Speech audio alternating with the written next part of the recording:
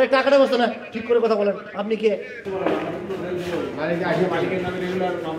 বগুড়া যে র্যাব আছে, র্যাবের যে প্রধান আছেন এখানে দায়িত্বে, তিনি আমাদেরকে জানিয়েছেন যে এখানে একটা পলিথিনের গোডাউন রয়েছে এবং পলিথিনের গোডাউনে দেখা যায় 26 টন মাল সহকারে এবং 3 জন সহকারে আটক করা হয়েছে।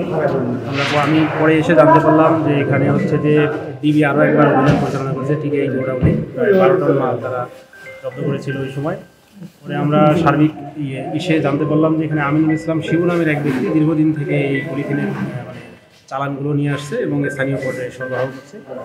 আমরা যেটা আইনগত প্রসেস নিয়েছি সেটা হচ্ছে যে এখানে 3 জনকে পেয়েছি, তাদেরকে জিজ্ঞাসাবাদে তারা স্বীকার করেছে যে তারা দীর্ঘদিন থেকে অর্থাৎ 6 বছর, কেউ 3 মাস, কেউ 4-5 বছর থেকে এই কাজের সঙ্গে জড়িত।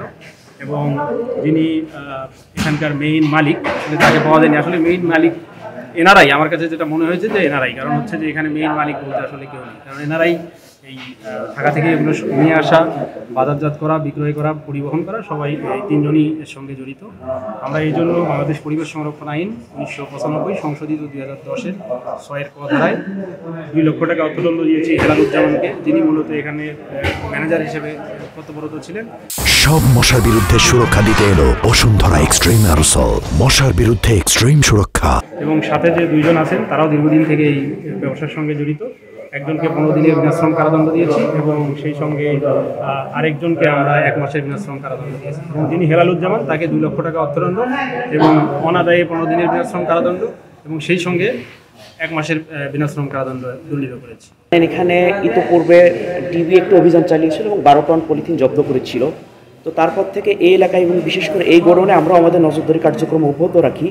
তো আমরা যখন জানতে পারি গতকালকে রাতে এখানে বিপুল পরিমাণে পলিথিনের স্টোরেজ করা হচ্ছে, তখন আমরা এসে যাচাই করার পরে পরিবেশ অধিদপ্তরকে জানাই এবং পরিবেশ অধিদপ্তর তখন এক্সিকিউটিভ ম্যাজিস্ট্রেটের উপস্থিতিতে এখানে একটি মোবাইল কোর্ট পরিচালনা করে এবং হাতে নাতে 3 জন সহযোগী সহ মোট 26 টন পলিথিন এখানে জব্দ করা হয়েছে এবং তাদেরকে মোবাইল কোর্টের মাধ্যমে জরিমানা এবং জেল দণ্ড দেওয়া হয়েছে। আমরা ভবিষ্যতেও আমাদের নজরদারি অব্যাহত রাখবো। আমরা চেষ্টা করবো বগুড়াকে পলিথিন মুক্ত শহর হিসেবে গড়ে তোলার জন্য।